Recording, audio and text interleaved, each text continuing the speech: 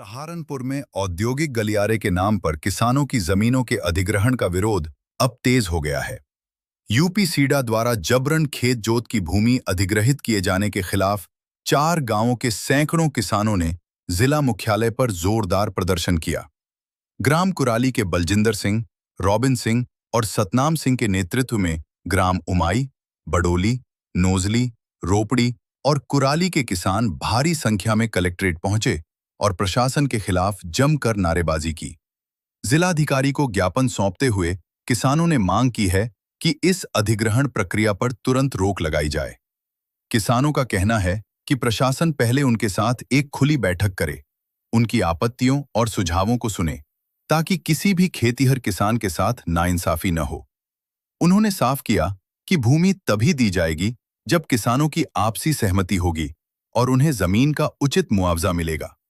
इस प्रदर्शन में मुख्य रूप से ग्राम कुराली के बलजिंदर सिंह, रॉबिन सिंह, राजकुमार, महिपाल सिंह, इरशाद अहमद बडोली, इंतजार उमाही, मलिंदर सिंह, अख्तर, परवेज उमाही, इस्लाम, सलीम, उम्मीद, दुष्यंत, रॉबिन त्यागी, सुनील राठी, नितिन कुमार, नंद किशोर, शुभम परमार, रजनीश परमार, सचिन कुमार, योगेश कुमार, संदीप कुमार, विनीत कुमार, मोहम्मद इरशाद, मोहम्मद यूनुस, नेत्रपाल, धर्मेंद्र कुमार, राजेंद्र कुमार, शुभम, सोनू कुमार, दिलीप सिंह, मुदा सिंह, प्रवेश कुमार और नितिन कुमार समेत चारों गांवों के सैकड़ों किसान मौजूद रहे।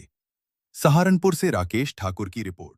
अधिग्रहण का मामला है, जमीन अधिग्रहण का। उसमें 4 गांव रूपड़ी, बडुल्ली, नौजली, कुराली, उमाई, जिसके सभी किसान यहाँ पर आकर इकट्ठा हुए हैं। अब इसको सरकार की तानाशाही नहीं चलेगी। अपनी भूमि पर अधिग्रहण नहीं होने देंगे। अपनी भूमि पर अधिग्रहण नहीं होने देंगे। किसी सरकार की तानाशाही नहीं चलेगी। किसी एजेंट को नहीं घुसना दिया जाएगा। किसान एकता, अपनी भूमि पर अधिग्रहण नहीं होने देंगे। अपनी भूमि पर अधिग्रहण नहीं होने देंगे। सरकार की तानाशाही नहीं चलेगी। सरकार की तानाशाही नहीं चलेगी। अपने हक के लिए बराबर लड़ेंगे। हमारे नाम क्या आपका? बलजिंदर सिंह, गांव कुराली। क्या मामला है? मामला सर ये है कि यूपी सीडा द्वारा हमारे क्षेत्र के 4 गांव में ज़मीन अधिग्रहण की जा रही है।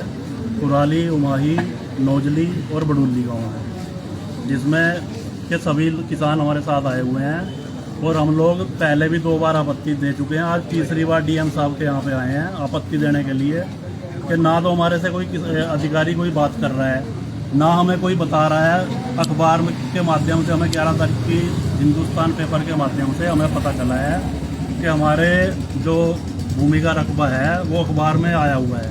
तो इस संबंध में हम लोग डीएम साहब के यहाँ आज तीसरी बार अपनी आपत्ति देने आए हैं कि बिना किसी किसान से बात किए हुए सरकार ज़बरदस्ती हमारी ज़मीन जो है वो लेने जा रही है। इस संबंध में अधिकारी लोग हमें आश्वासन दे रहे हैं लगातार आपसे बात की जाएगी, लेकिन आज तक किसी भी अधिकारी ने बात नहीं की है। आज आपने डीएम साहब को ज्ञापन दिया, क्या आश्वासन दिया? डीएम साहब ने आज भी यही बोला है कि देखते हैं, बात करता हूँ मैं। कोई निश्चित टाइम नहीं दिया है। कम से कम किसानों की सुनी तो जाए। पिछले 15 दिनों से किसान परेशान हैं और लगातार डीएम साहब के कार्यालय में किसान पहुंच रहे हैं, लेकिन उसके बावजूद भी कोई भी अधिकारी किसी किसान से बात करने सामने नहीं आ रहा है। इतने लंबे समय से आप लोग मांग करते आ रहे हैं, आपकी बात नहीं सुनी जा रही है।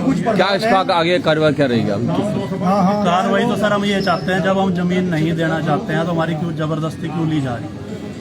तो इसके लिए आप कोर्ट जा रहे हैं, कहीं जा रहे हैं, क्या आपका कदम होगा? अगला कदम क्या है आपका? अगर यहाँ से नहीं काम यार एक को बोलने तो सर बोलो।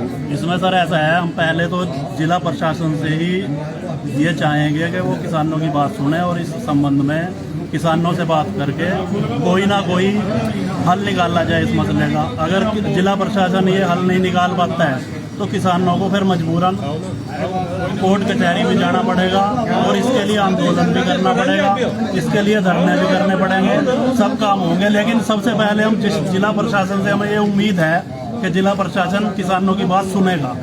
और इसी सार प्रधान उमाही और हमारी ज़मीन लगती है जी कुराली के जंगल में। हमारी जंगल उमाही के रेट कुछ और हैं और वहाँ के कुछ और हैं। सर्किल रेट में भी इतना अंतर है और डॉल में डॉल मिली हुई, सरहद मिली हुई। और हम तो ज़मीन देना ही नहीं चाहते किसी रेट पे भी। हम कहाँ जाएंगे? हम तो अपने खेत में वहीं करना, वहीं खाना, वहीं नहाना, वहीं मरना, बेटों का वो सब कुछ है हमारे पास, तो वही है, हम जाएंगे कहाँ? तो ये ज़मीन है। मेरा यही निवेदन है डीएम साहब से कि जो ये अखबार में आ रहा है हमें इसके बारे में कोई पता नहीं है, कुछ नहीं है, कौन बात कर रहा है, कौन दलाल है बीच में। हमारे से बिठा के बात करी जाए प्रशासन को, भाई किस तरह की जो भी बात है हमारे से डायरेक्ट बात करी जाए, हमें कोई बिचौलिए बीच में या कोई किस तरह की कोई बात ना हो।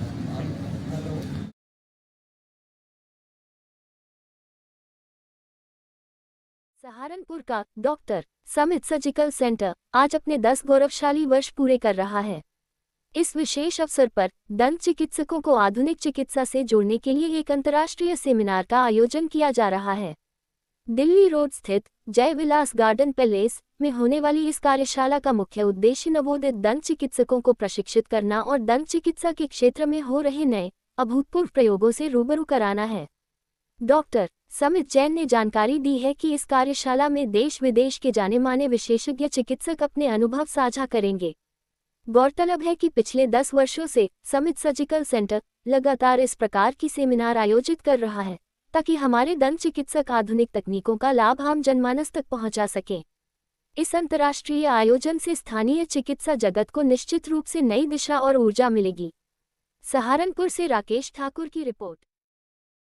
डॉक्टर समित जैन, डॉक्टर समित सर्जिकल सेंटर के डायरेक्टर, और हम अपने 10 वर्ष हॉस्पिटल के पूर्ण करने के उपलक्ष्य में एक छोटा सा सम्मेलन समारोह साइंटिफिक सेशन के फॉर्म में 12 जुलाई यानी कि कल इतवार को कर रहे हैं, जो कि Jai Vilas golden palace Delhi road पे होगा।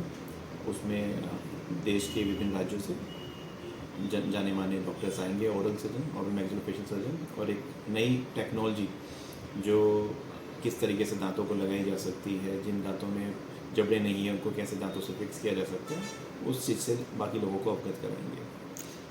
ये जो टेक्निक आप लेकर आ रहे हैं, ये टेक्निक मतलब पहले यहाँ इंट्रोड्यूस हो चुकी है या आप अभी हो गई? देखो, देश विदेशों में तो अभी रिसेंटली 3-4 सालों से बहुत चल रही है। उसको हम पेशेंट स्पेसिफिक इम्प्लांट कहते हैं। अभी कोविड के बाद से काफ़ी चीज़ें जिसमें जबड़े पूरे गल जाते हैं, तब ज़्यादा इसका इवोल्यूशन हुआ है। और नई जो AI टेक्नोलॉजी के साथ जल्दी बन जाना, यानी कि हम पेशेंट को पहले ही बता देते हैं कि आपके दांत बनने के बाद कैसे लगेंगे, जो पहले संभव नहीं था, वो अब AI टेक्नोलॉजी से करा सकते हैं। अच्छा, इसमें जो टेक्नोलॉजी आप ला रहे हैं, ये टेक्नोलॉजी कितनी, जो अब तक की टेक्नोलॉजी है, इंडियन टेक्नोलॉजी है, वो कितनी कारगर है, कितनी कहाँ तक चलेगी? देखो, अभी तक जितने हमने पेशेंट्स किए हैं लास्ट 1 ईयर से, तो मैं भी इस टेक्नोलॉजी को यूज़ कर रहा हूँ, तो अभी तक हमें ऐसा तो किसी में कोई कॉम्प्लिकेशन नहीं आई है। बहुत ही अच्छे रिजल्ट्स आते हैं, जल्दी टाइम हो जाता है, पेशेंट की एक्सपेक्टेशन पूरी कर देते हैं। पेशेंट को पहले ही पता होता है कि उनके दांत लगने के बाद कैसे लगेंगे, इससे बढ़िया कोई और बात होती है। ये जो टेक्नोलॉजी है कि जो इंडियन टेक्नोलॉजी पहले थी, उनसे कितनी भिन्न है और किस तरह से जिसको देखते हैं? पहले क्या होता था, पहले हम पेशेंट का इवोल्यूशन करते थे कि जबड़ा कितना है, उसमें हड्डी है या नहीं है, उसमें पेंच कहाँ लगा सकते हैं। पहले हम ऐसा सोचते थे, पेंच डालने के बाद सोचते थे दांत कैसे बन पाएंगे। अब वो चीज़ें AI के हिसाब से, कैड कैम के हिसाब से हम पहले से ही सॉफ्टवेयर में प्लान कर लेते हैं कि दांत कहाँ बनेंगे, उसके हिसाब से पेंच कहाँ लगेंगे और कितनी हमें हड्डी चाहिए।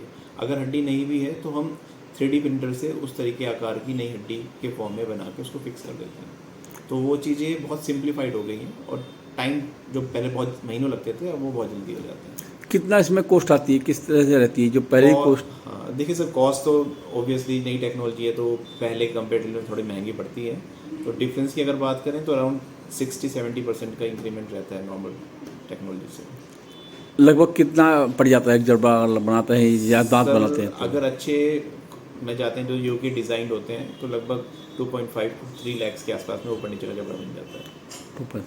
अच्छा, इसमें जो मध्यम वर्ग के लोग हैं वो शायद इसको नहीं करा पाए, तो उनके लिए कुछ व्यवस्था रखी कि आप लोग हैं? देखिए सर, उसमें क्या है, बहुत सारे NGOs ऐसे चल रहे हैं जो स्पॉन्सर्स करते हैं, तो हमारा हम ट्राई रखते हैं। जो पुअर पेशेंट्स होते हैं उसमें हमारा ये रहता है कि हम उनका NGO से कुछ स्पॉन्सर कराते हैं, कुछ अपने पास से भी जितना मिनिमम हो सकता है वो कर सकते हैं। अच्छा, तो ये जो आप आज 10 साल आपके पूरे हुए हैं, 10 साल पूरे होने पर जो इतना लंबा सफ़र आपने तय किया है, इसमें कितने उतार चढ़ाव आपने देखे हैं, क्या आपके जीवन में रहा है इसमें?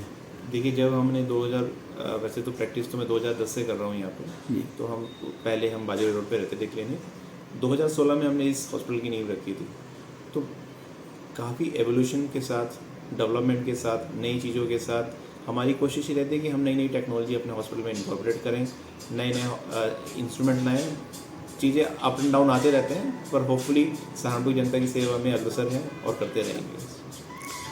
अच्छा, दांत एक ऐसी मतलब भगवान की रूप से दी हुई एक सौगात है कि जिसके बाद जाने के बाद में आप मतलब बड़ा ऐसा महसूस करता है। लेकिन आपने ये टेक्नोलॉजी बताई है, ये टेक्नोलॉजी अगर मतलब जिसको दांत नहीं है उसके लिए कारगर है, या जिसके दांत हैं वो भी कर सकते हैं इसको? देखिए, जिनके दांत हैं और एक दांत मिसिंग है, उसमें हम सिंगल इम्प्लांट से भी उसको फिक्स कर सकते हैं। पर जिनके दांत हैं उनमें हमें बस केवल हाइजीन मेंटेन करने के लिए हम कहते हैं क्या क्या नई चीज़ें आ सकती हैं जिससे हम एप्लीकेशंस कर देते हैं जिनसे दांतों को बचाया जा सकता है। तो बहुत सारी नई टेक्नोलॉजी जैसे कोरिया में मेरे टच में है या जापान में है, वो इस चीज़ पे रिसर्च कर रहे हैं कि कुछ ऐसी केमिकल्स बनाए जाएँ जो दांत गल चुका है उसमें रखने के बाद वो दोबारा से रीजनरेट कर सकें, पर वो रिसर्च में चल रही है।